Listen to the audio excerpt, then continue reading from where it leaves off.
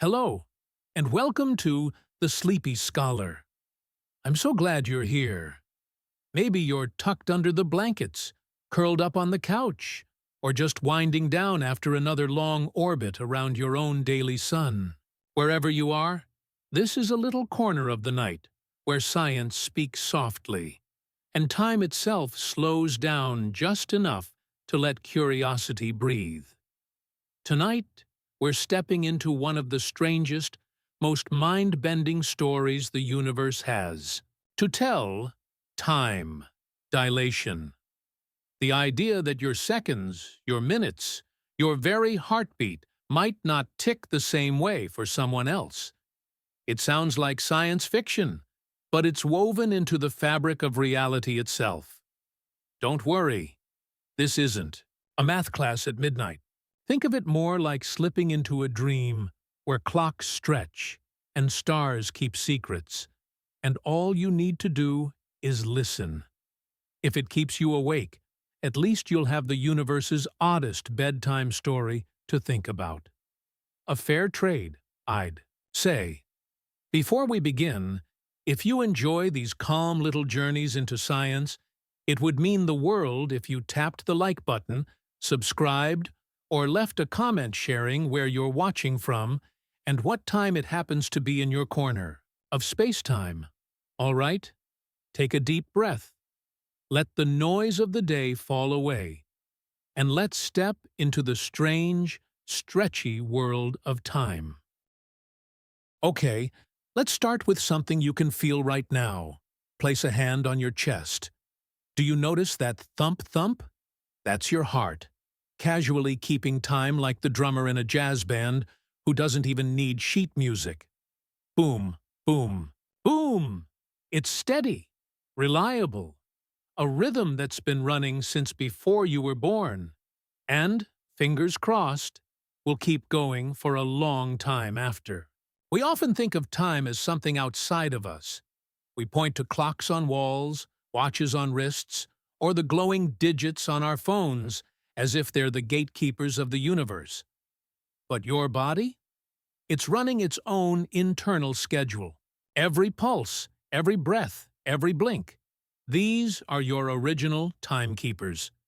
You are, in a sense, wearing a biological watch that ticks whether or not your phone battery dies. And here's the thing. That watch in your chest isn't just about pumping blood.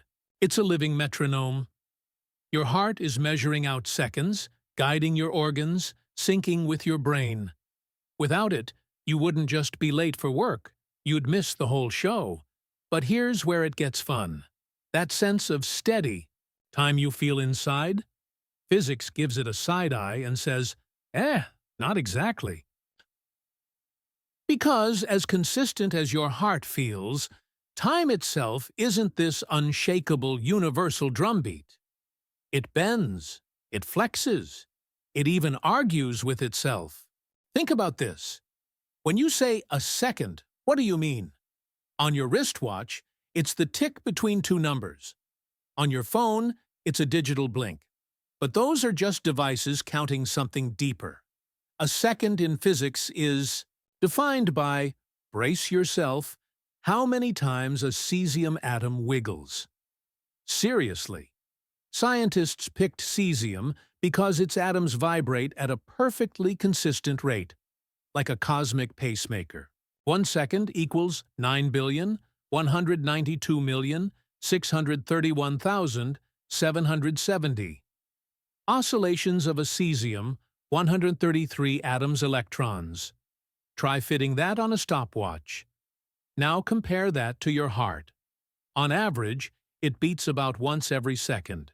But unlike the stubbornly consistent cesium atom, your heart has moods. Excited? It races. Relaxed? It slows down. Ate too much pizza? It does a confused wobble. It's not a perfect clock, but it's still a clock. And yet, both clocks, the cesium and the chest, are caught in the same cosmic drama. Time isn't uniform. It stretches and squeezes depending on how you move and where you sit in the universe. your body feels like it's keeping perfect time. But compared to someone else, in a different place, under different conditions, your now might not match theirs. Let's use a metaphor. Imagine you're at a music concert. The drummer's keeping a beat, the guitarist is shredding, the singer's trying not to trip over the mic cable. To you, in the audience, the beat feels flawless. But if you recorded that show and slowed it down, you'd notice imperfections, tiny fluctuations, missed beats, moments where the rhythm drifts.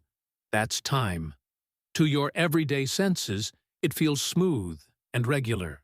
But zoom in with physics, and it's a little more chaotic than you'd think. Even your body plays tricks on you. Ever had time feel longer when you're bored? A 10-minute wait in a dentist's office somehow lasts longer than the 3-hour binge watch of your favorite show. That's your brain's inner stopwatch, speeding and slowing depending on experience. But this isn't just a psychological quirk. It's a teaser for what Einstein would later show us.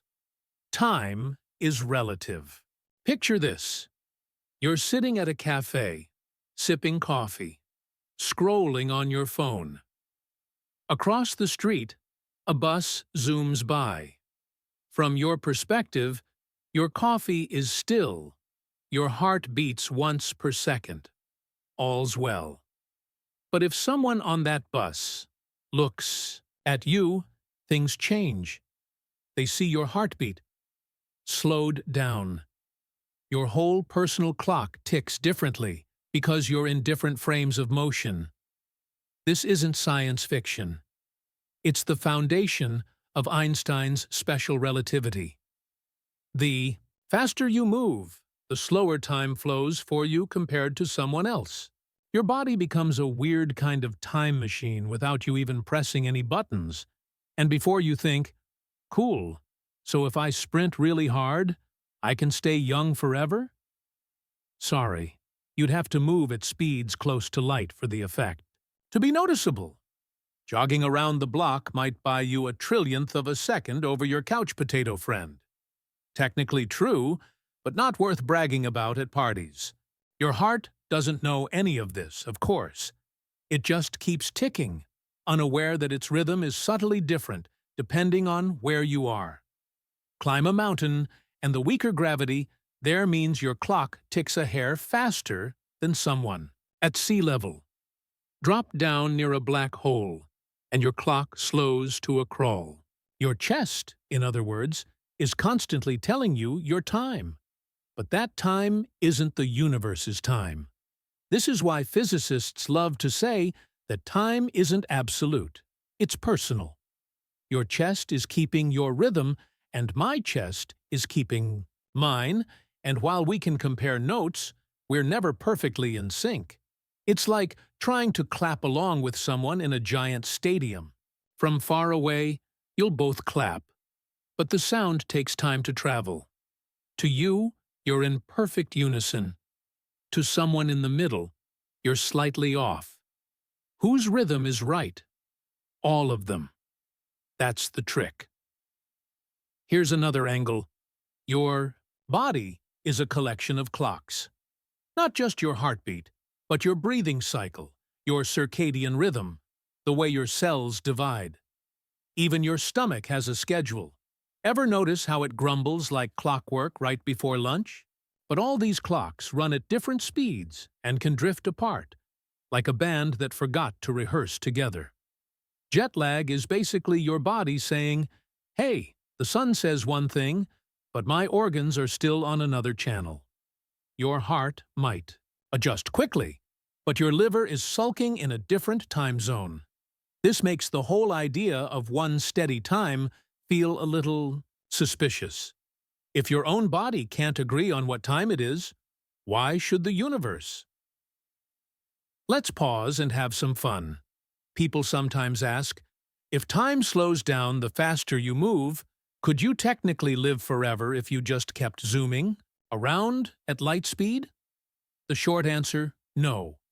The long answer, also no, but with more math. For one thing, You can't actually reach light speed.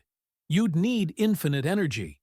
And even if you could, your atoms wouldn't exactly survive the whole process.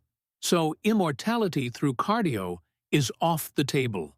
Still, you do technically age slower when you move fast. Astronauts on the International Space Station experience time just a tiny bit differently than we do on Earth.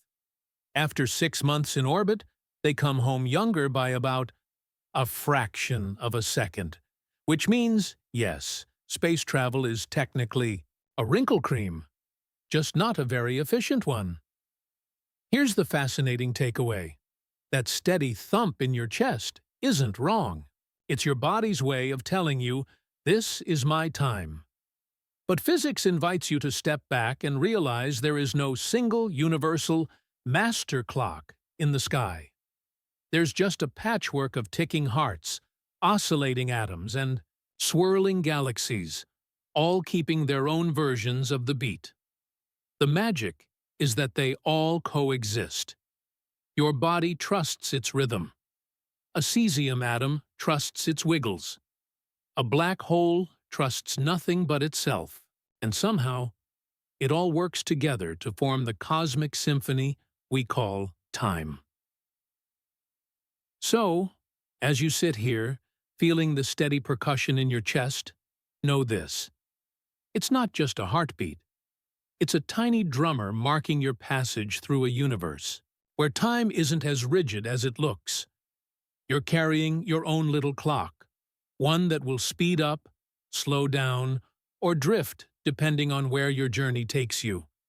And speaking of journeys, what if time isn't a flowing river at all?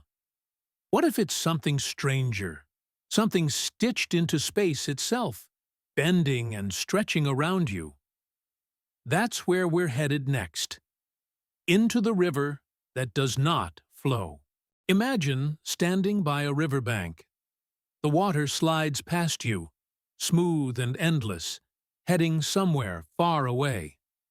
For most of history, people thought of time in the same way, like a river that flows steadily forward, sweeping us all along whether we want it to or not. Sounds simple, right? But here's the twist. According to modern physics, that's not how time works. Time isn't some cosmic stream carrying us downstream. In fact, calling it a river at all is about as accurate as calling Wi-Fi magic air. Einstein shook the snow globe of reality when he suggested that time isn't separate from space. They're stitched together into a single fabric. Space-time.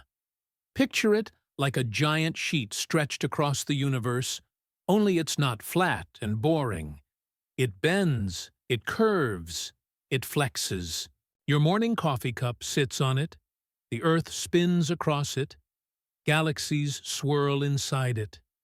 And time? Time is woven into that fabric, like the threads in your favorite hoodie. You can't pull one without tugging on the other. Here's a way to picture it. Imagine you're in a video game. Space is the landscape.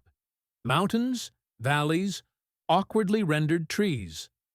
Time is the next frame button that lets the game progress. You can't separate the world from the ticking of the frames. They're built into the same engine. That's what space-time is, the cosmic game engine, running space and time as one inseparable package. Now, why does the whole not a river thing matter? Because if time isn't flowing past us, then what is it doing? The strange answer is nothing. Time doesn't move. You do. Your clock ticks, your heart beats, your feet march forward. But that's motion through space-time, not motion of time itself. Saying time flows is like saying latitude flows. It doesn't. Latitude is a coordinate on Earth, and time is a coordinate in the universe. You don't ride along a flowing time. You trace your path through a four-dimensional map. That four-dimensional bit sounds intimidating, so let's unpack it. You're already used to 3 dimensions: length, width, and height. They describe where you are in space. Add one more dimension, time, and now we can tell your full story. If I want to meet you for coffee, I need more than just your location. Let's meet at the cafe doesn't cut it. I need the when. Let's meet at the cafe at 4 p.m.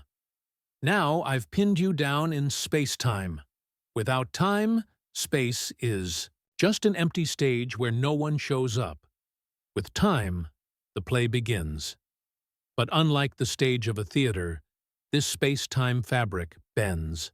Mass and energy tell space-time how to curve, and that curve tells everything else how to move. Think of it like a trampoline.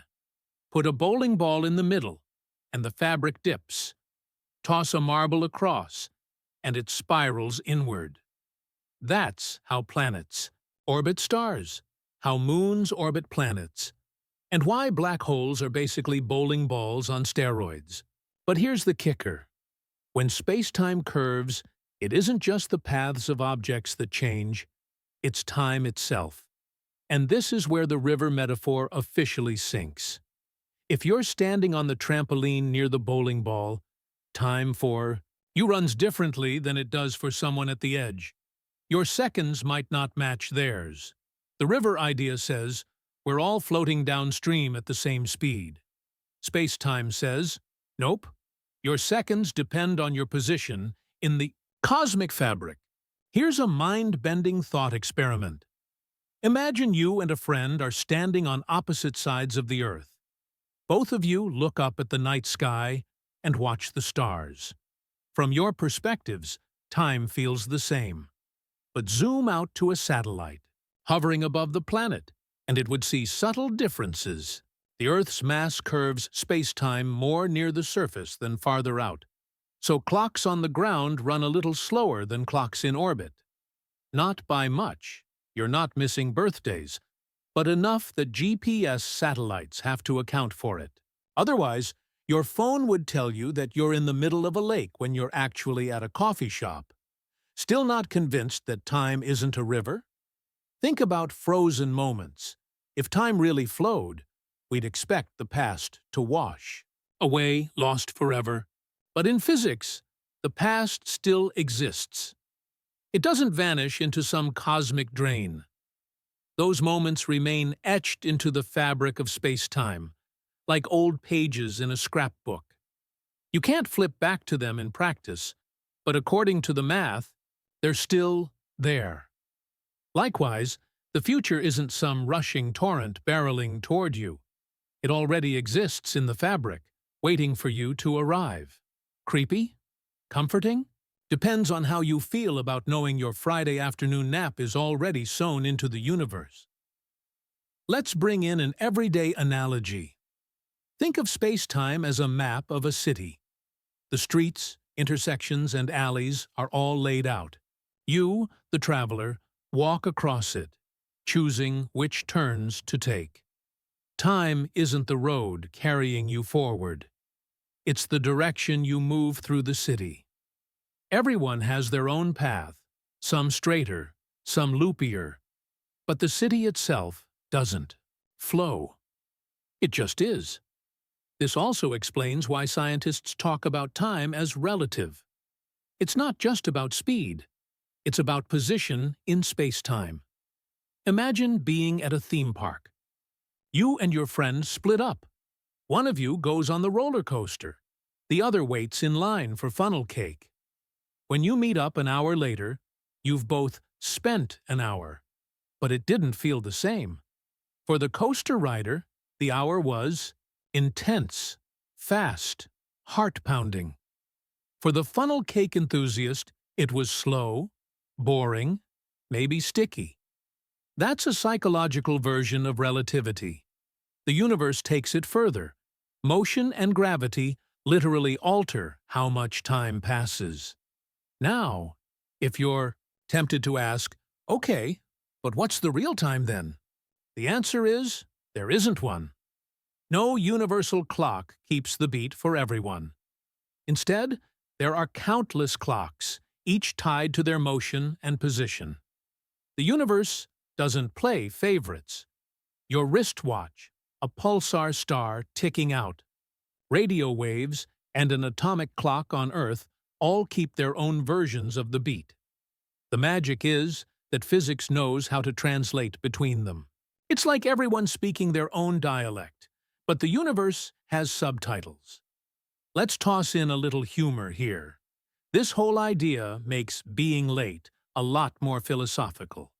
If you show up 5 minutes late to dinner and someone complains, you can shrug and say, "Hey, my frame of reference just runs slower than yours." Technically true, though don't expect it to save you from side-eye. But here's the deeper part. If time doesn't flow, then past, present, and future are all equally real. This is known as the block universe idea. Imagine a giant film reel. Every frame, the you of yesterday, the you of today, the you of tomorrow, exists on that reel. You experience them one by one, like watching a movie unfold. But the reel itself already holds the whole story. From outside the reel, there is no flow, just a structure. That's space-time, the universe's ultimate director's cut. This doesn't mean free will is dead, or that your future is preordained, in some spooky way. It just means the structure of space-time contains all the events. Your choices, your improvisations, your detours, they're still part of that fabric. You're the character in the movie, unaware of what the next scene will be, even though it's already filmed on the reel. And if that feels overwhelming, let's bring it back to something smaller. You, right now, sitting and listening. You're not drifting down a cosmic river. You're perched on a point in space-time, moving along a path called your world line. Every step you take, every laugh you have, every nap you sneak, it all traces that line. It's your personal story, etched into the universe's map. No one else has your world line. It's the most personal autograph you'll ever give. So next time you hear someone say, "Time is flying," you can smile and think, well, actually, time isn't flying at all. I am. You're the traveler. Time is the map. The river isn't rushing by. You're the one making the journey. And where does that journey lead us? If time and space are stitched together, what keeps that stitch so firm?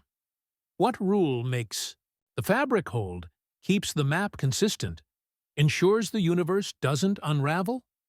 The answer hides in a speed limit, one so universal, so unwavering, that it shapes the very nature of space-time itself. And that's where we're going next. The secret of light. Let me start with a challenge. Try to imagine something faster than light. Go ahead. Give it your best shot. Maybe a rocket so powerful it leaves Earth like a dropped mic. Maybe a cheetah on roller skates, powered by espresso. Maybe your Wi-Fi signal on a good day. Nope. Doesn't matter what you come up with. Light still wins. In the cosmic Olympics of speed, light is the undefeated champion. And not only is it the fastest, it's annoyingly consistent. No matter how you chase it, no matter how you measure it, it just shrugs and says, 299,792,458 meters per second. Take it or leave it. Here's why that should blow your mind. Almost everything else in your life is relative. You're jogging. Speed depends on whether you're on a treadmill or on the sidewalk. Your car's speed depends on whether you're counting it against the road or against the car next to you. Even the speed of a tossed baseball changes depending on whether you're standing still or riding a bike. But light? Light refuses to play that game. It doesn't care if you're standing, sprinting, or strapped to a spaceship moving at half the speed of light already. Shine a flashlight forward, and the beam still races away at, yep, you guessed it, the same cosmic speed limit. Imagine you're driving a car at 60 miles an hour. If you throw a ball forward at 30 miles an hour, Someone standing on the sidewalk sees the ball moving at 90. Easy math. Now imagine you're somehow driving that car at half the speed of light, and you flip on the headlights. You'd expect someone standing outside to see those photons blasting out at half light speed plus light speed. But nope, they just see light traveling at light speed, no matter what. Physics says so, and physics is stubborn like that. It gets weirder. Suppose you're the one in the car. You look at your headlights, and what do you see? Light zooming away from you at light speed, which means somehow both you in the car and your friend on the sidewalk are right. You both measure the same speed, even though from ordinary logic, that makes no sense. This single cosmic quirk is one of the biggest reasons Einstein had to tear up the old rule book and write relativity. Think about it like a cosmic referee making a rule nobody can break. Everyone, listen up. No matter who you are or how fast you're running, light always moves the same speed. End of discussion. It's like if a referee in soccer announced, the ball always moves exactly 50 miles per hour, whether you kick it hard, soft, or barely tap it. At first, that sounds absurd, but in physics, that's the reality. And the referee never misses a call. So why does light get this VIP treatment? To answer that, we need to think of light not just as the stuff that lets you see your socks on the floor at night, but as an electromagnetic wave, a dance between electric fields and magnetic fields. These fields don't need air, water, or wires to move. They sustain each other, leapfrogging through the vacuum of space. And when Maxwell wrote down the math of how they do this, the equations told him something shocking. The speed of those waves isn't arbitrary. It falls out of the math, locked into the properties of empty space itself. Vacuum space has electrical and magnetic settings like the dials on a cosmic radio. Plug them into the equations, and bam! You get light speed. Not faster, not slower. It's like the universe hard-coded this number into its operating system. Now, here's where things get spicy. If the speed of light is the same for everyone, then something else has to give. Because normally, when you add speeds together, they stack up. But with light, you can't do that. The universe keeps its promise by bending something more flexible, your sense of time and space. If you try to chase a beam of light, your clock slows down. Your meter sticks shrink. Your now and someone else's now start disagreeing. The universe will do whatever acrobatics it needs as long as the speed of light stays the same. That's the first key to time dilation. Light guards its speed like a cosmic bouncer, and time and space have to rearrange themselves to make sure nobody sneaks past the velvet rope. Let's make this less abstract. Picture a light clock. Imagine two mirrors facing each other, with a little photon bouncing between them. Each bounce is a tick. From your perspective, if the mirrors are vertical, the photon just goes up and down. Tick, tock, tick, tock. But now, put that same clock on a moving train. From your view on the platform, the photon isn't just bouncing up and down, it's zigzagging diagonally as the train moves forward. The path is longer, and since light refuses to speed up beyond its limit, the only way for the photon to complete its bounce is if time itself stretches for the train rider. Their clock ticks slower compared to yours. Boom! Time dilation.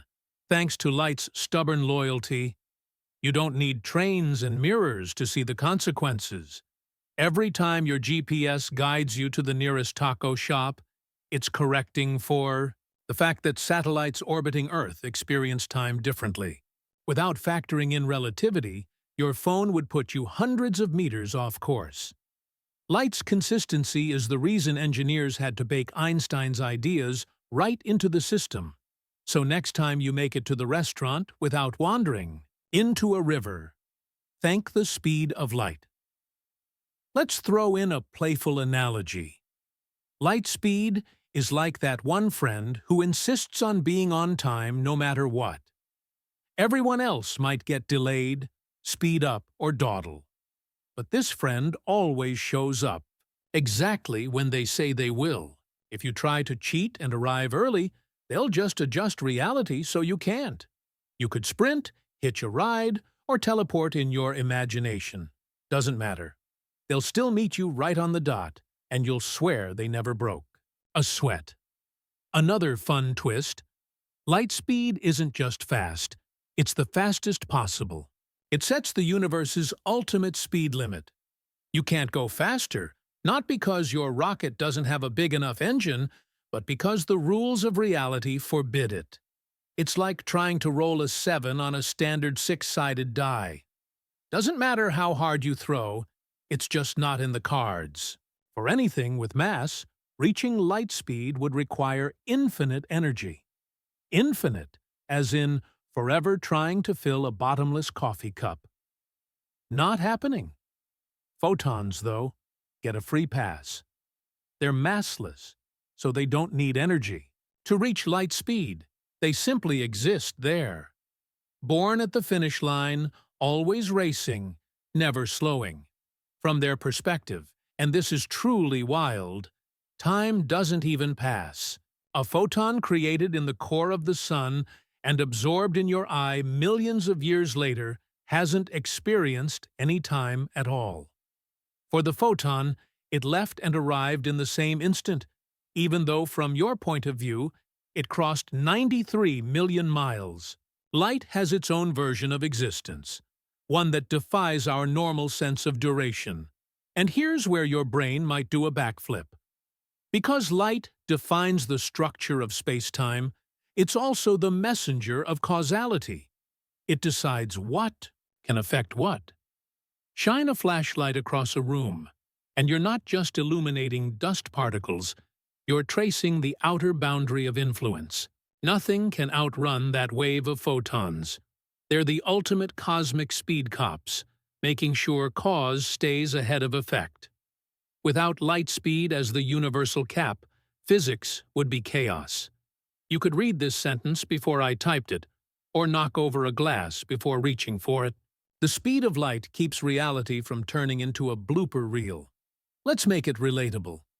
Ever tried sending a text to a friend halfway around the world and thought, "Wow, that was instant"? It wasn't. Your message rode fiber optic cables, bouncing photons along at, what else, light speed. It still took a measurable fraction of a second. The only reason it feels instant is because light is so absurdly fast that your brain can't perceive the delay. If your friend lived on Mars, though, you'd suddenly feel the gap. Depending on the orbit, it can take up to 20 minutes for a signal to travel one way. That's why texting Mars astronauts would be the most frustrating chat ever. "Hey, how's it going?"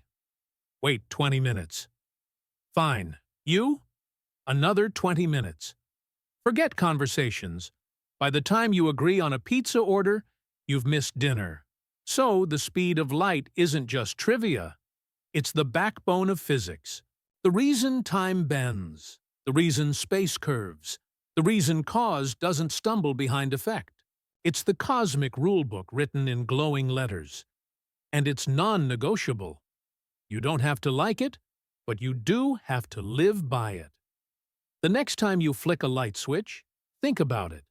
Those photons sprint into the room at the exact same speed they always do, indifferent to your rush or your laziness. They carry the universe's most stubborn law in their stride. Light doesn't compromise, and that refusal is what shapes time itself.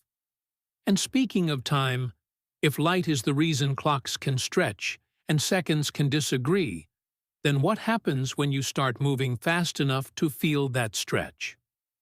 What happens when your motion bends the beat of your personal clock?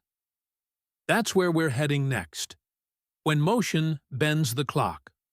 Here's a fun thought. What if the faster you ran, the more you cheated time itself? Not in the "I'm so fast I made it to the bus stop before it pulled away" sense, but in the "your watch literally ticks slower than everyone else's" sense. Because that's exactly what happens. Whenever you move, time starts to wobble. And if you move fast enough, really fast, like spaceship fast, it doesn't just wobble, it bends. Suddenly your seconds aren't the same as mine, and the universe shrugs as if to say, "Yeah, that's how things work." Think of time as a playlist everyone is listening to. At normal walking speed, the tracks line up. Your second feels like my second. Our minutes sync like two earbuds connected to the same phone. But pick up the pace, start jogging, then sprinting, and little by little, your playlist begins to stretch. A beat that takes me 1 second might take you a fraction longer. It's so subtle you'd never notice at Earth speeds. But push things to the extreme, near the speed of light, and your playlist slows way down compared to everyone else's. Congratulations! You've become the universe's worst dance partner. Let's imagine this in everyday terms. Suppose you're late for class, so you break into a run across campus. You check your watch. 2 minutes pass. But for someone lounging on a bench, watching you huff and puff, your clock has ticked just the tiniest bit slower than theirs. We're not talking anything dramatic. No one's aging backwards after a jog, but the math says the difference is real. The faster you move, the more dramatic the time difference becomes. Motion bends the clock. Now, let's turn up the volume. Imagine you board a futuristic spaceship, one that can cruise at 90% the speed of light. You blast off on a journey across the galaxy. To you, the trip might feel like a few years, but back on Earth, decades, or even centuries, could have passed. By the time you return, the friends you texted from the launch pad have long been dust in history books. You, however, have barely aged compared to them. That's not science fiction, that's relativity. Motion literally slows down your personal clock. Why does this happen? Because the universe is very particular about one thing. The speed of light must always stay constant. To keep that rule intact, something else has to bend, and time is the flexible one. When you move quickly, your time stretches so light can still race ahead at its cosmic limit. Think of it like the world's strictest referee, making sure the game rules never get broken. Players can sprint, stumble, or cheat, but the referee adjusts the clock to keep fairness intact. You don't notice the adjustment at low speeds, but crank up the pace, and the referee becomes obvious. Here's a metaphor that might stick. Imagine you're walking on one of those moving walkways at the airport. To you, each step feels normal, one foot after the other. But to someone standing still on the floor beside you, you're covering way more ground with each stride. Time dilation is a bit like that, except instead of steps, it's seconds being stretched. To you, time feels perfectly ordinary. To someone else, you look like your life is unfolding in slow motion. One of the most famous illustrations of this is called the twin paradox. Picture two identical twins. One stays on Earth, the other boards a rocket, and zips around the galaxy at near-light speeds before coming home. When they reunite, the traveling twin is younger. Not by hours or days, but by however much their speedy journey stretched their clock. The paradox isn't a contradiction at all. It's just the universe doing its bookkeeping. The faster twins' motion bent their time compared to their siblings. It's the closest thing physics gives us to time travel. A one-way trip to the future. And this isn't just a thought experiment. Scientists have tested it. In the 1970s, atomic clocks were put on airplanes and flown around the world. When they landed, the clocks didn't match the ones that had stayed put. The difference was tiny, but measurable. Time on the moving clocks had run slower. More recently, Experiments with particles in accelerators show the same effect. Subatomic particles called muons decay in microseconds when at rest, but when hurled near light speed, they last longer. Their internal clocks stretch. Motion really does bend time. The practical side of this shows up in technology you use every day. GPS satellites orbiting Earth experience a mix of both gravitational and motion-based time shifts. Engineers have to account for these effects to keep your phone's location accurate. Without corrections, your map app would be useless, showing you wandering in circles when you're just trying to find the nearest coffee shop. It's wild to think your morning latte relies on Einstein's theory, but it does. If you're wondering whether this means you could beat time by running faster, the answer is technically yes, but practically no. At human speeds, the difference is absurdly small. Sprinting might make your watch fall behind by a trillionth of a second, which isn't even enough to excuse being late to dinner. Only at near-light speeds does the effect become obvious. So, unless you've got a spaceship parked outside, don't count on using time dilation to dodge birthdays. Still, the implications are mind-bending. Imagine civilizations someday traveling between stars. Their journeys could take decades from their perspective, but centuries from Earth's. Spacefarers might return to find whole new languages, new cultures, maybe even new species that evolved while they were gone. For them, it was just a long trip. For everyone else, it was history. Motion reshapes time, carving different stories for different travelers. There's also something deeply personal about this. It means your experience of time is tied to your movement. Every step, every flight, every orbit. Your clock is yours alone. It feels universal because we all move slowly compared to light. But if you could crank up the dial, your seconds would become unmistakably yours. The universe doesn't hand out one timeline for all. It customizes. Here's a playful way to think of it. Motion is like haggling with the cosmos. "I'll go faster," you say. The universe replies, "Fine, but I'm slowing down your clock." It's not a punishment. It's balance. Reality keeps its books tidy by adjusting the rate of time itself. And once you see it that way, time dilation feels less like a weird glitch in physics and more like a perfect negotiation. So next time you're on a train or a plane, picture your watch ticking just a hair differently than the one on the ground. The difference won't make you younger or help you skip Monday, but it's there. You're already living in a universe where motion bends time, even if the effect hides in the decimals. And here's the teaser. Motion isn't the only thing that can twist your clock. Gravity, the force pinning you to Earth and pulling planets into orbits, also has its own say in how fast your seconds tick. Time bends not only when you move fast, but also when you sit deep in a gravitational well. And that takes us to our next stop, where the pull of the cosmos whispers to every clock, gravity's slow whisper. Have you ever noticed how your keys, your phone, or that one sock you dropped always seem determined to fall straight to the floor instead of hovering politely in the air? That's gravity doing its daily job, pulling everything downward with the persistence of an overzealous hall monitor. But what if I told you gravity isn't just the reason you trip over your cat or spill coffee on your shirt? It's also messing with time. That's right. Time itself bends under gravity's pull, ticking slower when you're deeper in a gravitational well. And that, my friend, is where things start to feel like the universe is running on some very sneaky rules.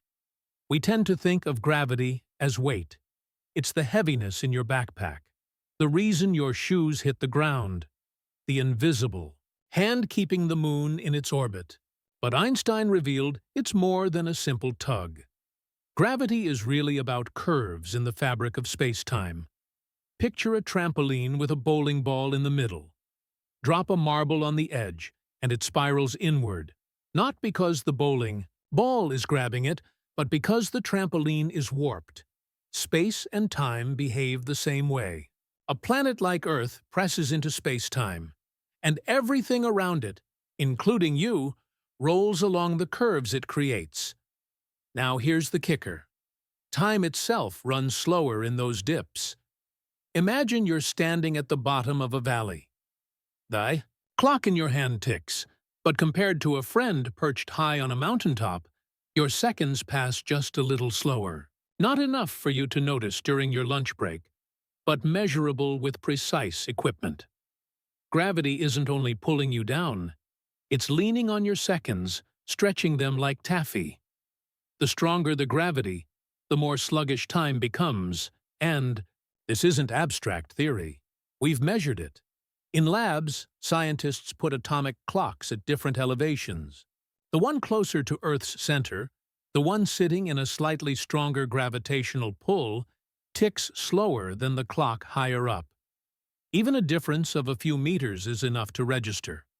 In other words, the clock on your basement desk is aging more slowly than the one on your upstairs bookshelf. Not enough to matter for birthdays, but if you're looking for an excuse to stay in the basement gaming all night, congratulations, science has your back. Take this idea to extremes, and things get even weirder. On Earth, gravity's effect on time is tiny. But near something really massive, like a neutron star, or, better yet, a black hole, the slowdown is dramatic. If you were to hover just outside the edge of a black hole, your seconds would crawl compared to someone safe and smug, far away. To you, time feels normal. You blink, you breathe, your watch ticks away. But if someone were watching from a distance, they'd see your motions dragging on like a video buffering on bad Wi-Fi. Gravity turns your personal moments into cosmic, slow motion. This is more than a cool party trick for the universe. It has real implications.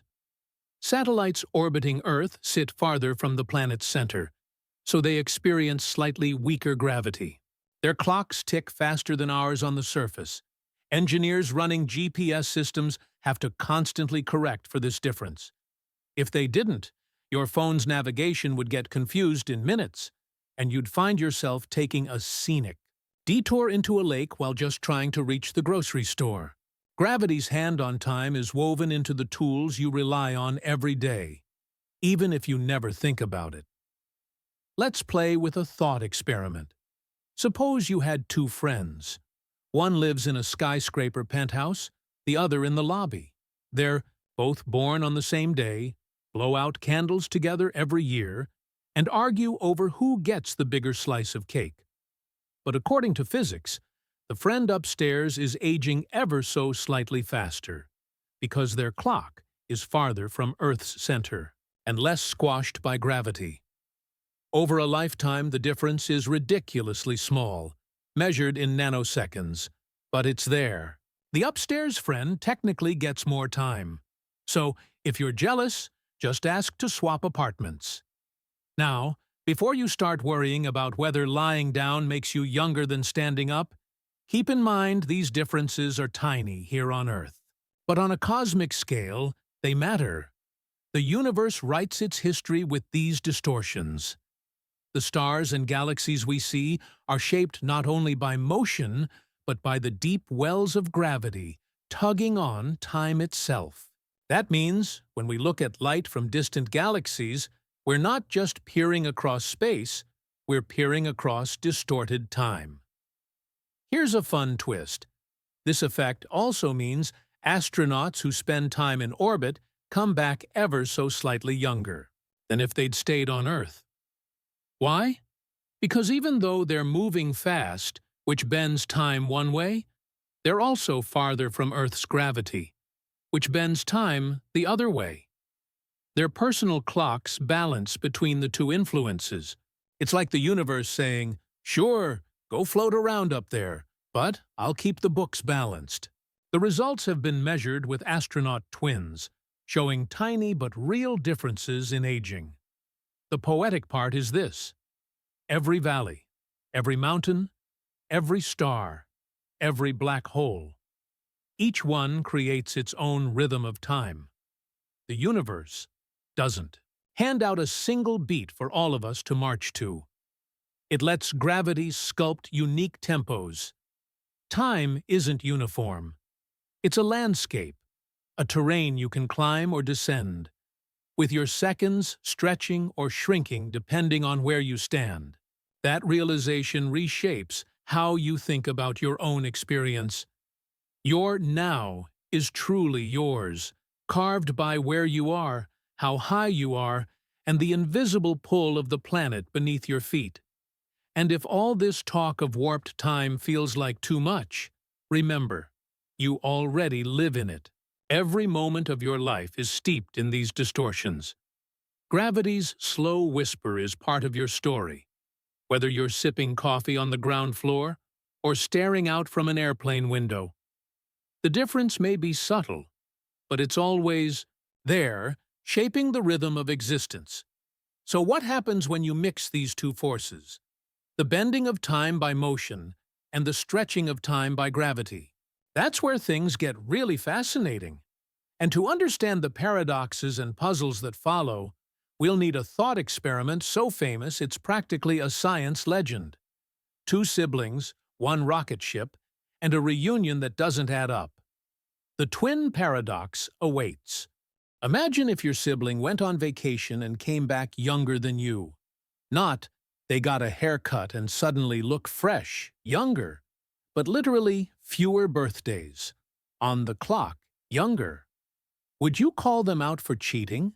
Accuse them of smuggling anti-aging cream from another planet? That's the heart of one of the strangest, most famous thought experiments in physics. The twin paradox. It's a story where science throws family drama into orbit and says, "Good luck figuring this out." Here's how it works. Take two identical twins. Let's call them Alex and Sam. Alex stays on Earth, scrolling through streaming services, debating whether to re-watch the same comfort show for the 5th time. Sam, meanwhile, boards a rocket ship that zips off at near-light speed. For Sam, the journey feels like a reasonable road trip, maybe a few years of adventure through the cosmos. But when Sam returns, they discover Alex has aged far more. Decades may have passed. They look at each other, both shocked, and Sam realizes their little sibling is now their older sibling. Cue awkward birthday dynamics forever. Why does this happen? It's not a trick of perception. It's physics, specifically Einstein's special relativity playing referee. The faster Sam moves, the slower time runs for them compared to Alex. Inside the rocket, Sam eats, sleeps, and checks the onboard clock, all feeling completely normal. But because of the incredible speed, Sam's timeline stretches. Back on Earth, Alex's clock is racing ahead at its regular pace. So when Sam returns, the years simply don't match up. This setup sounds like science fiction, but it's rooted in rock-solid math. Time is not absolute. It's elastic. Think of it like a piece of dough. For the twin who stays on Earth, the dough gets stretched and baked at one speed. For the twin in the rocket, their dough bakes slower, still chewy, while the other's is crisp and done. Same recipe, different oven settings. When they reunite, they're both holding bread, but one loaf is still steaming while the other is already stale. Here's the part that makes the paradox famous. At first glance, it feels like the situation should be symmetrical. If Alex sees Sam flying away, can't Sam also argue that Alex is moving away from them? Shouldn't they each think the other one's clock is the slow one? That's the head-scratching part. But the key difference is this. Sam's journey involves turning around. They accelerate, decelerate, flip the ship, and come back. Alex, meanwhile, just stays put on Earth, sipping coffee. That change in motion breaks the symmetry. The twin who travels undergoes acceleration, while the one who stays doesn't. The math accounts for this, and the result is clear.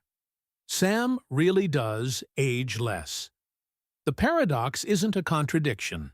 It's the universe showing us that who's moving isn't always relative. It depends on who had to hit the cosmic brakes. Now, let's imagine this more vividly. Suppose Sam's rocket trip takes them to a star 20 light-years away, traveling at 99% the speed of light. For Sam, the trip might only feel like a few years thanks to time dilation. They cruise, they nap, they binge all the rocket's stored shows again, and then return. But when they land, 40-plus years have passed on Earth. Alex has gray hair, maybe kids, maybe grandkids. Sam has barely wrinkled. The two hug, both overwhelmed by the bizarre reality that their lives diverged so dramatically just because one of them decided to go for a spin around the galaxy. What's mind-bending is that this isn't about illusion. It's not like one twin thinks the other aged differently. The reunion shows the truth, written on their faces, their bones, their clocks. Sam is younger. The rocket didn't just move through space. It carved a different path through space-time itself, and space-time is the true ruler of time. Here's a lighter comparison. Picture two friends leaving a party. One takes the direct route home, the other takes a wild detour through every late-night diner in town. Both end up at the same destination, but one arrives with extra stories, extra grease on their fries, and more time spent. Space-time works. Similarly, two paths through it don't measure out the same. The twin who zooms at high speed takes the shorter time path, even though their journey feels full. The one who stayed lived through the longer time path. That's why they don't match when they reunite. And yes, this thought experiment is famous enough to make cameos in pop culture. Movies, comics, even the occasional stand-up routine. But what makes it stick isn't the math. It's the very human drama underneath. Imagine the letters, the calls, the birthdays Alex misses with Sam gone. Imagine Sam's sense of shock stepping off the rocket, realizing the whole world has moved on while they barely changed. Science becomes heartbreakingly personal here. The paradox feels like a dream that's unfair to both. Alex loses a sibling to time. Sam loses the world they knew. The mathematics is neutral, but the emotional punch is real. Now here's the kicker. While we can't yet launch people at near-light speed, the twin paradox isn't just hypothetical. We've tested smaller versions of it with particles and even with astronauts. High-speed particles live longer than their stay-at-home cousins. Atomic clocks flown on planes or placed on satellites really do tick differently compared to clocks on Earth. The universe has confirmed again and again that this strange aging gap isn't fantasy. It's reality, waiting for the day we actually push a human to those speeds. What's astonishing is the dreamlike lesson buried in this paradox. Time isn't something we all experience together in lockstep. It's sculpted by the paths we take. Your seconds and mine can stretch differently, depending on how we move. The universe isn't handing out one universal calendar. It's giving each of us a personal script. And when those scripts overlap again, the pages don't always line up. And that realization leads to an even deeper question. If two people can live side by side, yet age differently depending on their journey, what does that say about our shared sense of now? Maybe your present really is someone else's future. Maybe your future is already folded into someone else's present. The twins' long dream hints at this bigger, stranger reality, that time isn't a single stream we all float in. It's a web, and every path is unique. So as the twins embrace in their uneven reunion, the story doesn't close. It cracks open a bigger mystery. If time can flow differently for two people, could it mean your future is already unfolding right now? For someone else? That's where we're headed next. Have you ever had that weird moment when you're texting a friend across the world and realize it's their tomorrow already? You're sitting there late at night, debating whether cereal counts as dinner, while they're sipping morning coffee, heading into a brand new day. Same planet, different nows. Now, imagine stretching that idea far beyond time zones. Because in the grand theater of the universe, your future could already be someone else's present, and their now might be your later.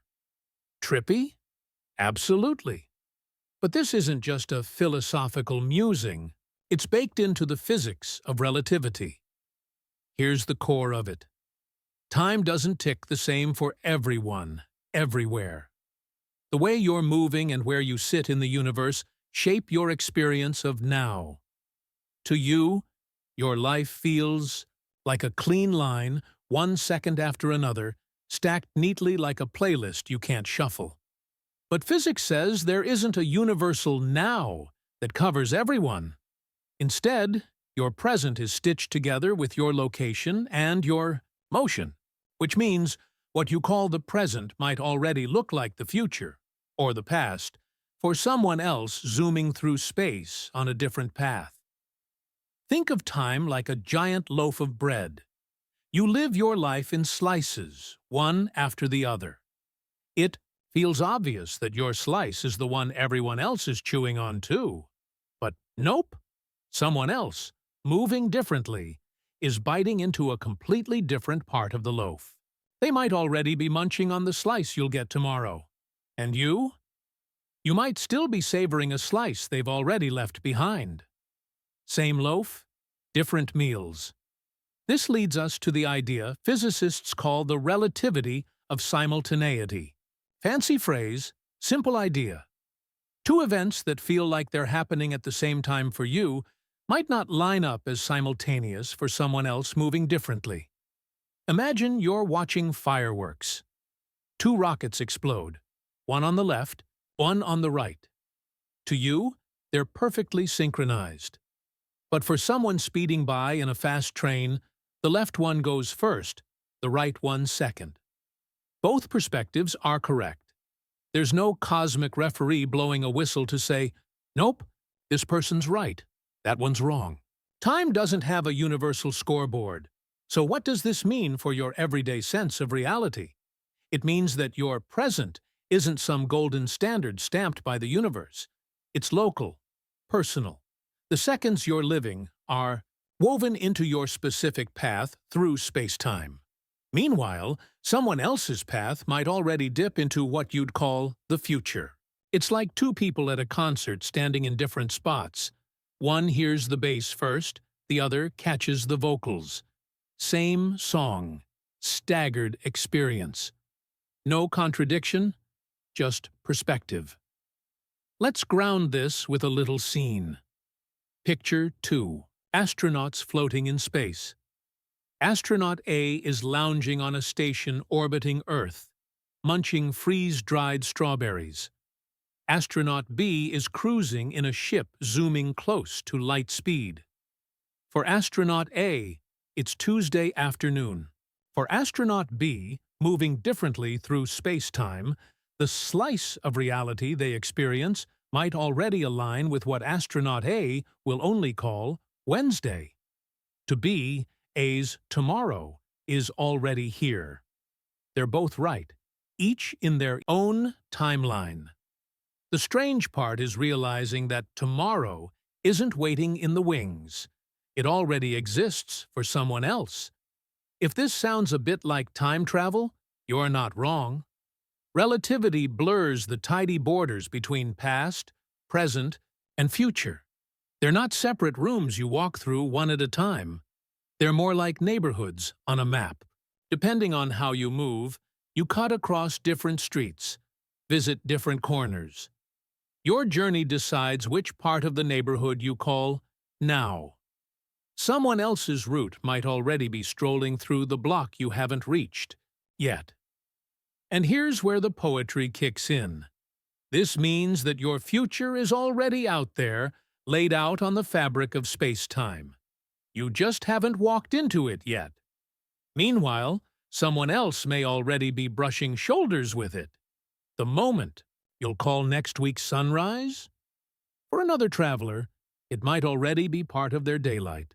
That argument you'll have, that laugh you'll share, that song you'll dance to, they exist in the grand architecture of space-time, even if your clock hasn't caught up.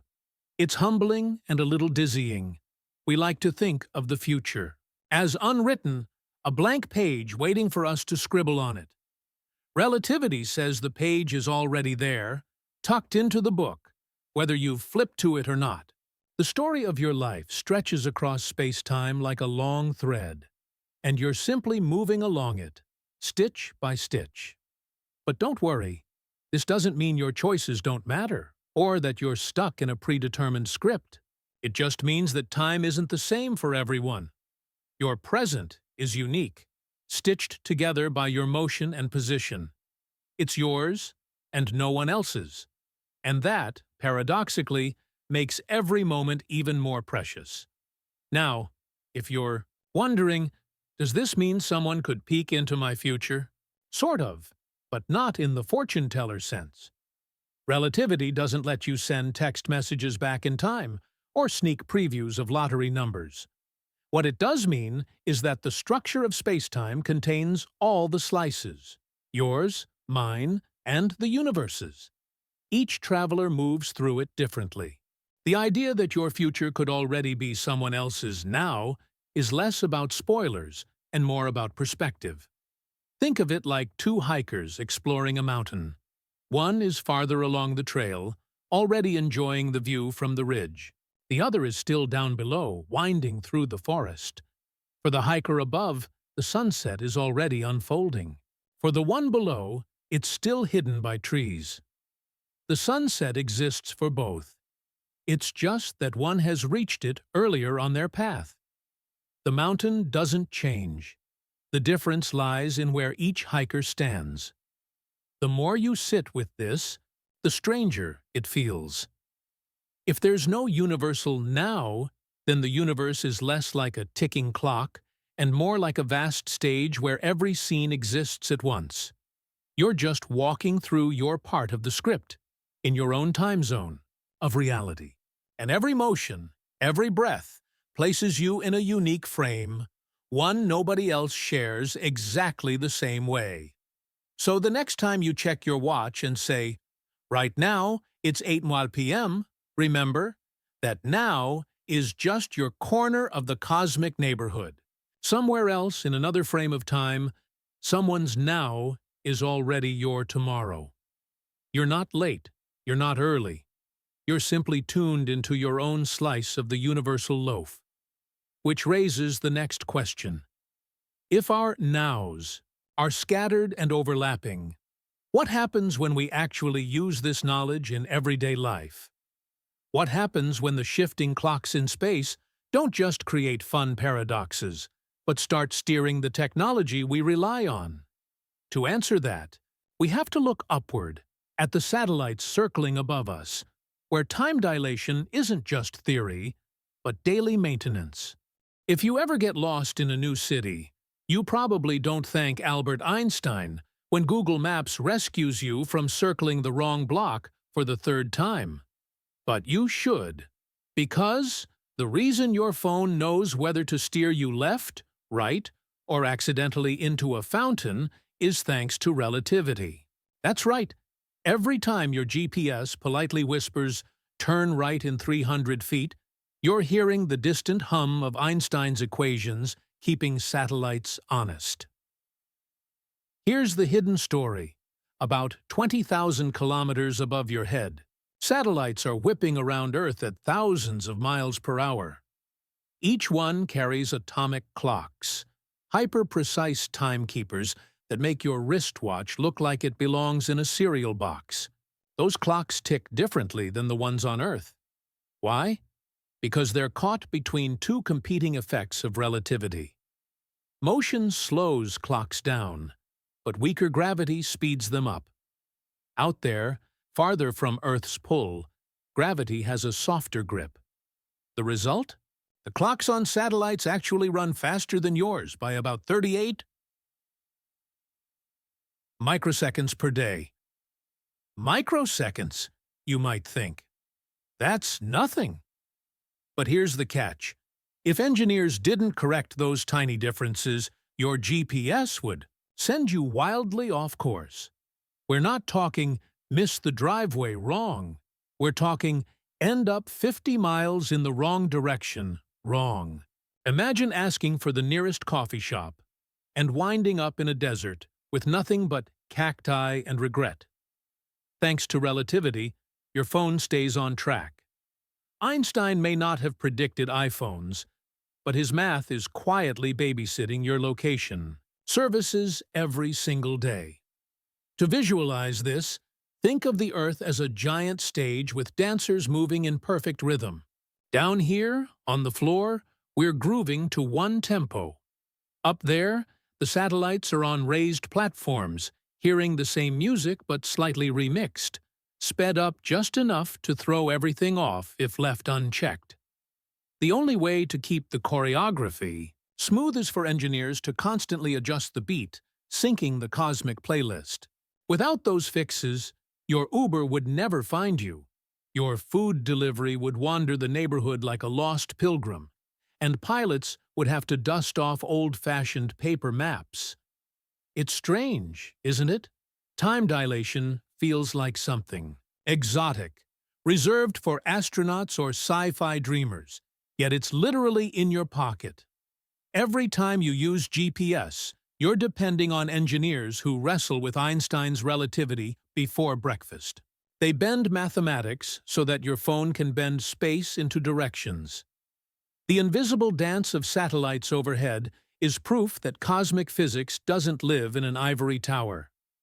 It's woven into your daily commute, your morning run, your "did I just miss the turn again?"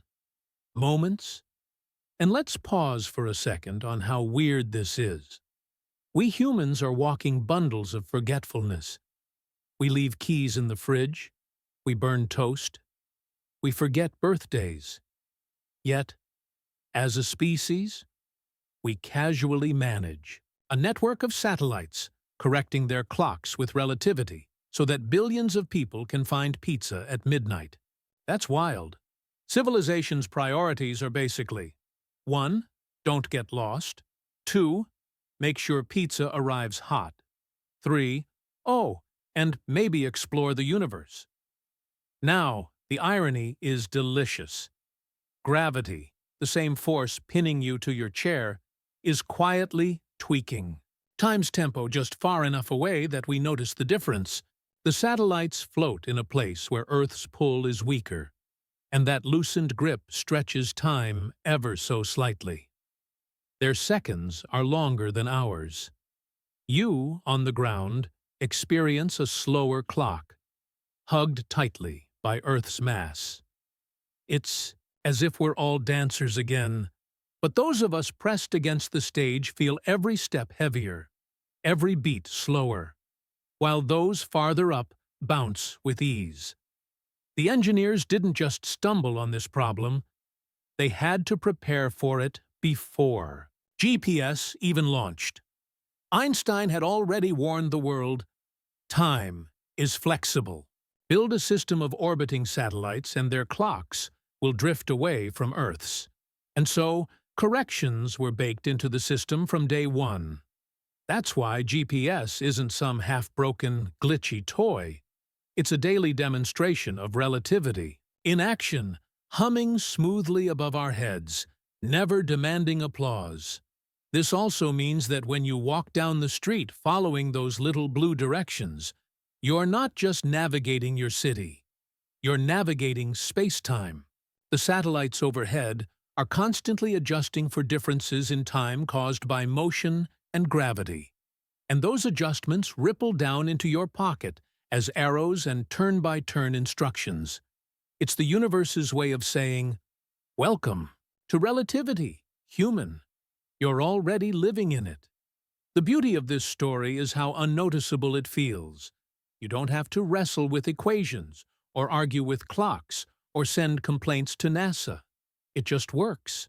The hard math, the tiny microseconds, the cosmic balancing act, all of it stays invisible, like background music you forget is playing. And yet, if it stopped, your life would suddenly unravel into chaos. You'd miss flights, wander highways, and find yourself wishing you'd studied a little more physics in school. And here's something else to chew on. The GPS system doesn't just guide your car. Farmers rely on it to plant crops with centimeter precision. Pilots use it to land airplanes safely. Shipping companies steer colossal containers with it. Even stock markets lean on its timing signals. The heartbeat of modern life, from breakfast to business, rests on clocks running slightly faster in orbit than they do on Earth. Relativity has gone from mind-bending thought experiment to the backbone of the global economy. So maybe the next time you get annoyed at your phone for buffering or mispronouncing a street name, you could cut it some slack.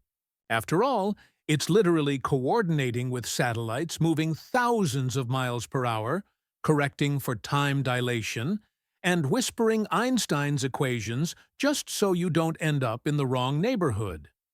That's not bad for a device. That also lets you watch cat videos. But here's the kicker. If time dilation shapes the technology we lean on every day, what does that say about our future?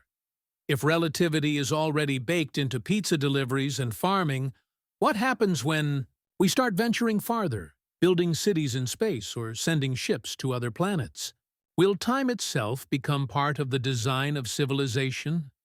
The slow clocks above Earth are just the beginning, a warm-up act. The main event is waiting farther out, where relativity becomes not just a correction, but the very rhythm of life. Let's play a game. Imagine you're falling into a black hole. Yes, I know. Not exactly the kind of afternoon activity you'd put on a bucket list. But stick with me. You'd expect this to be a quick and dramatic plunge, the cosmic equivalent of tripping into a manhole. But from the point of view of someone watching you from a safe distance, it's the slowest fall in the universe. You drift toward the edge of the black hole, and then you never quite make it. To them, you freeze at the brink, your movements stretching thinner and slower until you're stuck like a paused video. Meanwhile, from your perspective, you're tumbling straight in without hesitation. Who's right? Both. Welcome to the most bizarre paradox of time you'll ever meet. A black hole is a place where gravity turns the dial on time to extremes. We've already seen how stronger gravity makes clocks tick slower. Well, a black hole doesn't just slow time, it practically smothers it. The edge of a black hole, called the event horizon, is where the rules of time and space stop playing nice. For you, crossing that boundary feels like nothing special. 1 second you're floating near the edge, the next second you're inside, and the fall continues. No cosmic fireworks, no alarms, just a smooth slide into mystery. But for someone watching from far away, your seconds stretch into eternity. They'll never see you cross. To them, you hover forever at the horizon, slowly fading away. It's like the universe runs 2 movies of the same story.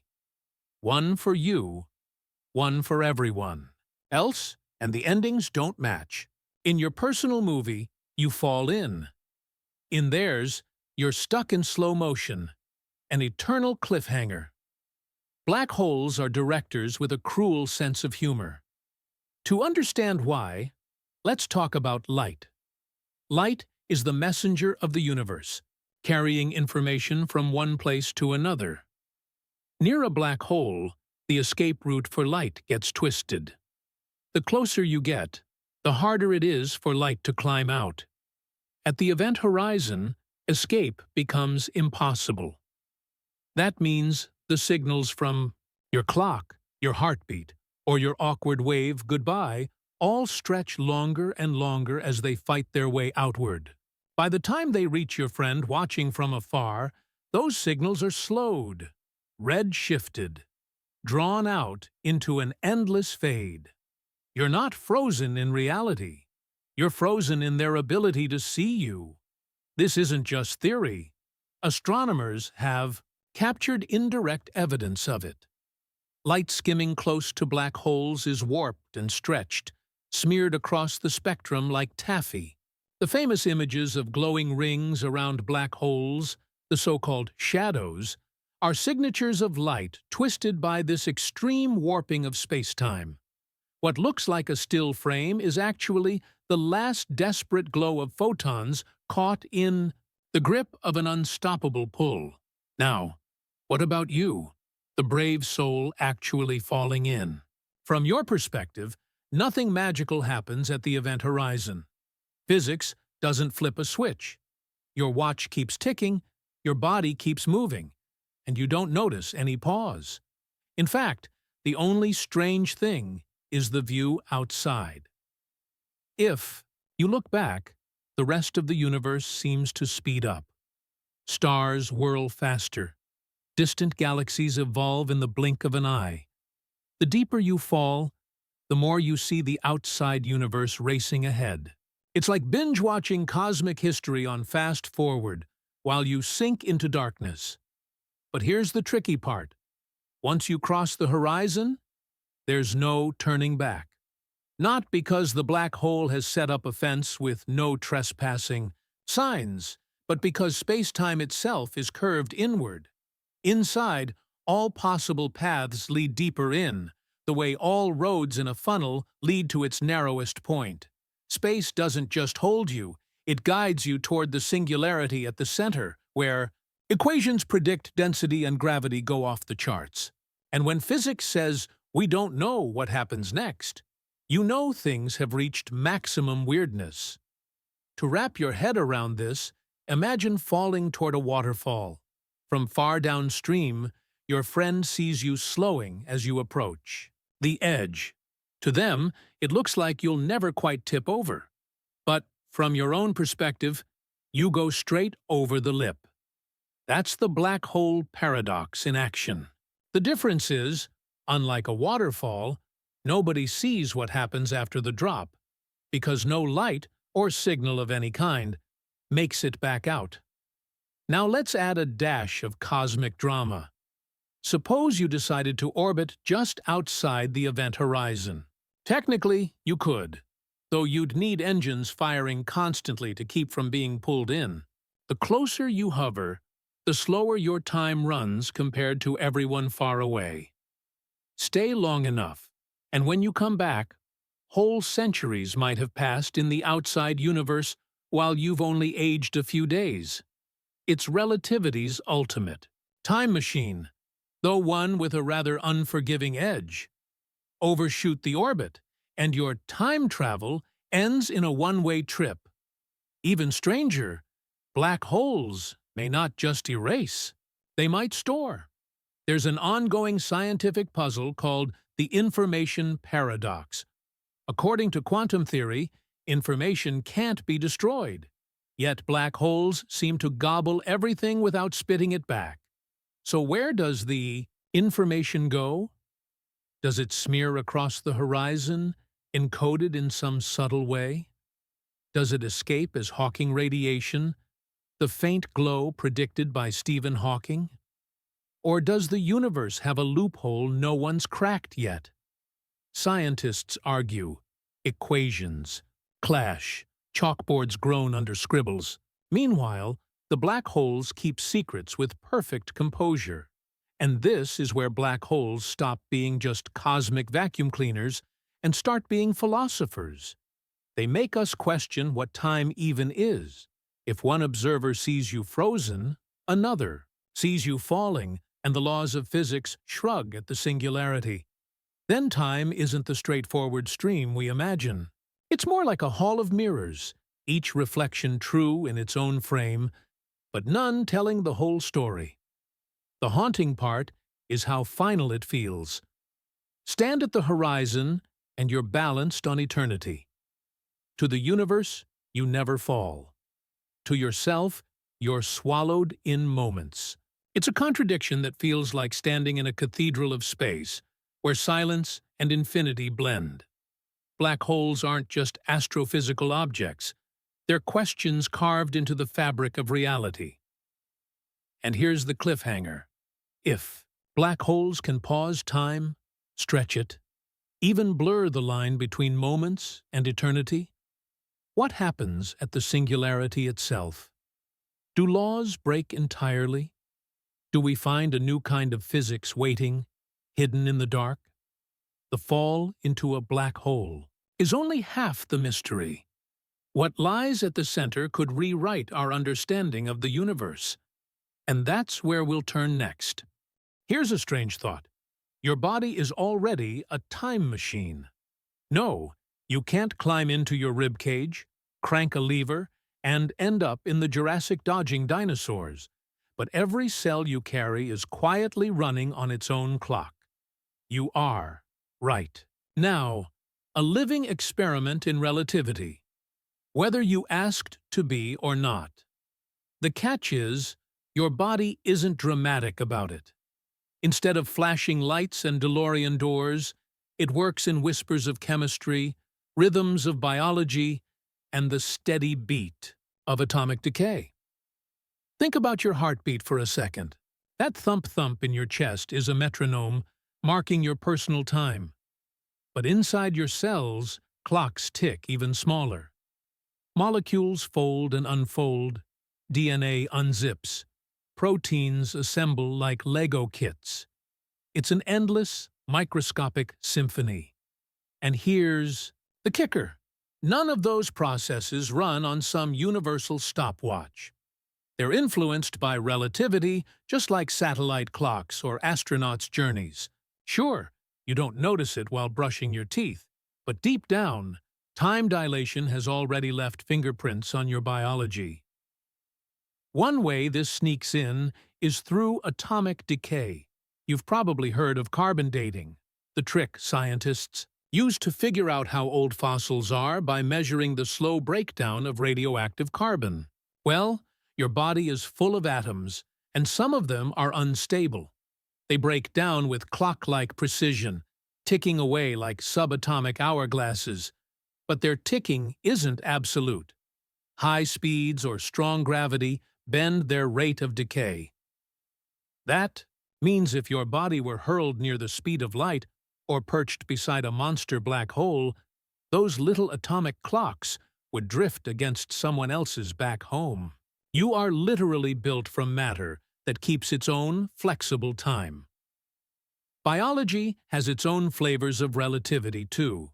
Take your circadian rhythm, the inner cycle that tells you when to sleep, when to wake, when to crave snacks at midnight.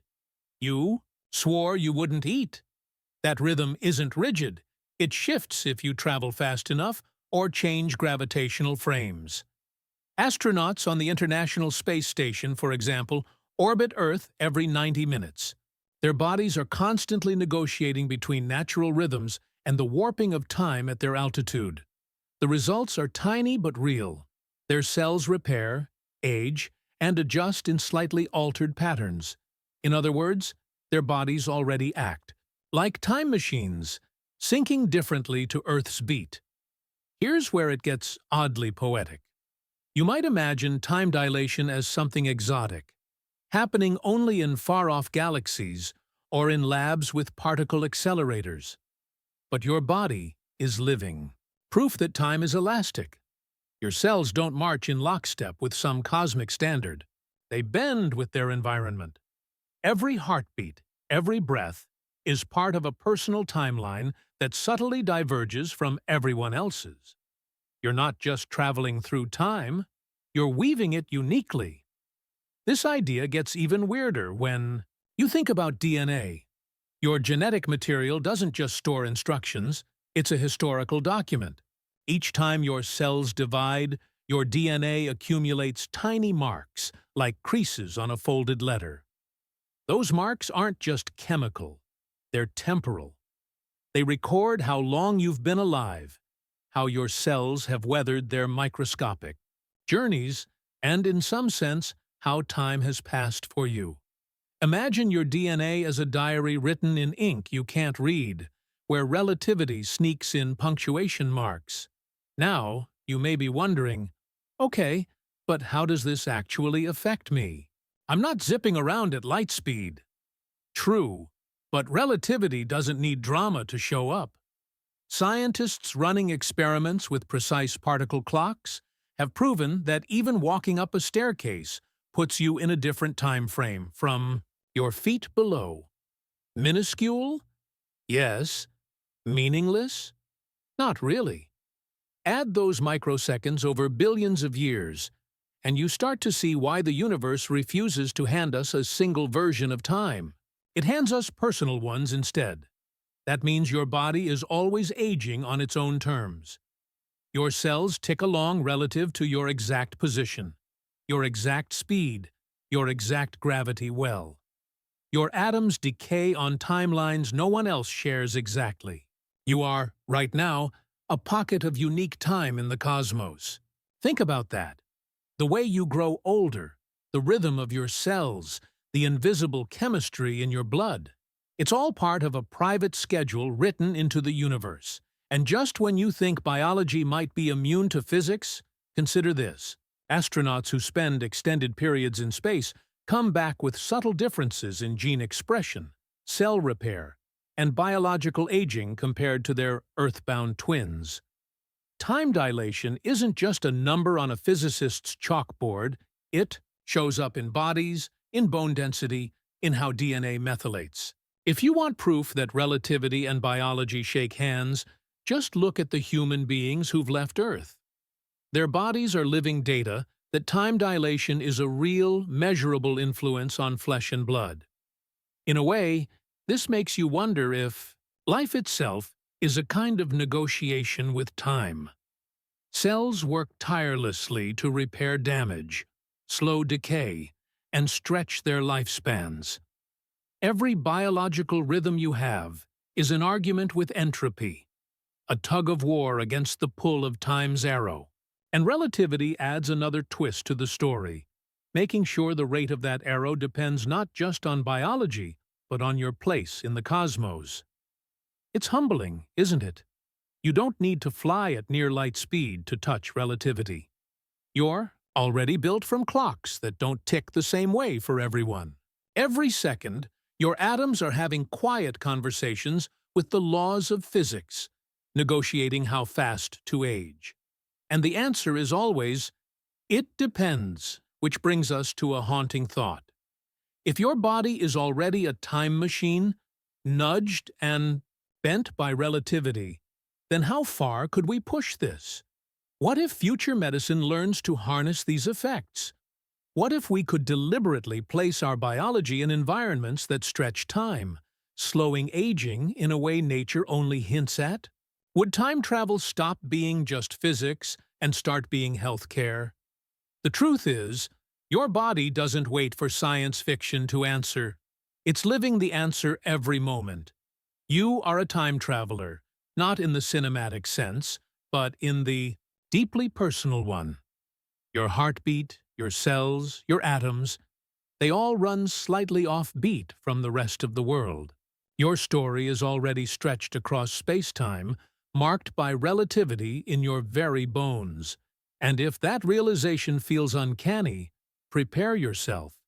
Because if biology can bend to time, what about memory, identity, or even the way you experience a single second? The next step isn't about clocks or cells at all. It's about the mind. Time dilation doesn't just shape your body. It might shape your sense of self. Picture this. You blast off from Earth in a spaceship sleek enough to make Elon Musk blush. The engines roar. You slip into the void, And while you're busy floating around sipping recycled coffee through a straw, something invisible and sneaky happens. Time itself starts to treat you differently than the folks back home. When you finally return, you step out of the craft expecting hugs, a parade, maybe even a TikTok trend in your honor. But your family has aged more than you. They've gathered wrinkles, maybe gray hair, and you're still carrying the same smug grin you left with. It sounds like science fiction, right? Like an episode of Doctor Who where someone forgot to switch off the time circuits. But this is no made-up paradox. It's the real physics of relativity. Motion bends time, gravity bends time. Put them together in space travel, and you get the ultimate life hack, the ability to be younger than everyone else. The universe, in its strange sense of humor, lets you take a shortcut into the future. You don't go back in time, you don't jump into parallel universes. You just live slower than the people you left behind. Here's the simplest way to imagine it. Picture time as a giant conveyor belt in an airport. Everyone's luggage is moving at the same pace, unless someone decides to step onto the moving walkway. If you stand still while others ride the belt, you'll end up at the destination at different times. That's relativity in action. Astronauts in fast spaceships are like the ones taking the moving walkway, zipping ahead. But there's a twist. From their perspective, they're not zipping.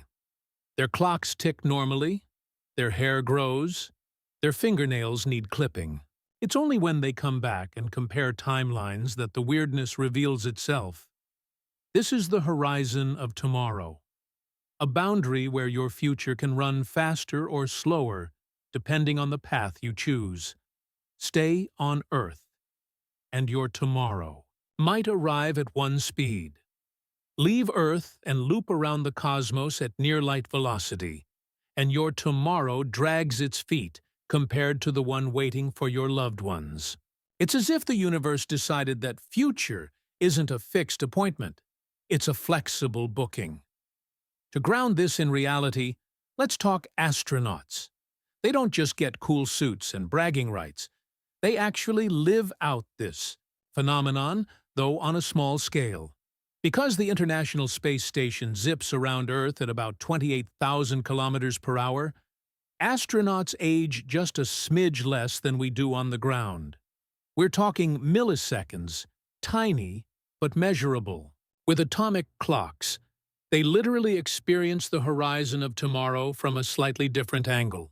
And if we ever build ships that travel close to light speed, those milliseconds will stretch into years. Imagine boarding a spacecraft bound for a star 50 light-years away. You crank up the speed to near light. Inside, decades may feel like years. You binge-watch every show in human history, read every book, grow older in your normal rhythm. Then you land, triumphant. But Earth? Oh, Earth has had 5 whole generations go by. Cities have risen and fallen. Trends have burned out before you even tried them. You're younger than the world you return to. That's not just a thought experiment. It's a possible future. But let's add some flavor here. Think about birthdays. On Earth, your friend turns 40 while you're on your cosmic joyride. You come back, check the calendar, and realize you're only 35. Suddenly, you're the younger sibling in a friendship you started as equals. Awkward? Definitely. But also, proof that time doesn't deal its cards fairly. The horizon of tomorrow tilts in your favor, or maybe against you, depending on how sentimental you are about missing out on cake. And yet, here's the bittersweet side. Traveling into the future isn't a cheat code to dodge bills or awkward reunions. You don't skip the life you'd live. You just live it in a different slice of time. The world keeps spinning without you. People move on. History unfolds. Songs top charts and fade. By choosing one path, you leave behind another. The horizon of tomorrow isn't just physics. It's also a reminder of how deeply personal time really is. This brings us to an even stranger thought. Tomorrow doesn't look the same for everyone, even if they're side by side. If time can stretch or shrink depending on speed and gravity, then the future becomes less like a fixed road sign and more like a horizon line across an ocean, shifting depending on where you stand. For the astronaut, tomorrow may be years shorter. For their family, tomorrow may have already come and gone. It's not that anyone is wrong, it's that the universe allows both realities to exist simultaneously. And let's not forget, there's something almost poetic about this. The horizon of tomorrow is less about spaceships and more about choice. Your daily life is already filled with paths where the future bends in small, invisible ways. Step onto a mountain, dive into the ocean, even fly in a plane. Your time stretches differently than someone standing still at sea level. The differences are tiny, yes, but the principle is the same. Your tomorrow is never exactly the same as mine. It makes you wonder if the future is more like jazz than a marching band. Instead of a rigid beat, it's improvisation, fluid, changing, and deeply personal. Everyone's notes are part of the same performance, but no two instruments play in perfect sync. Relativity doesn't just bend time, it bends our sense of belonging in it.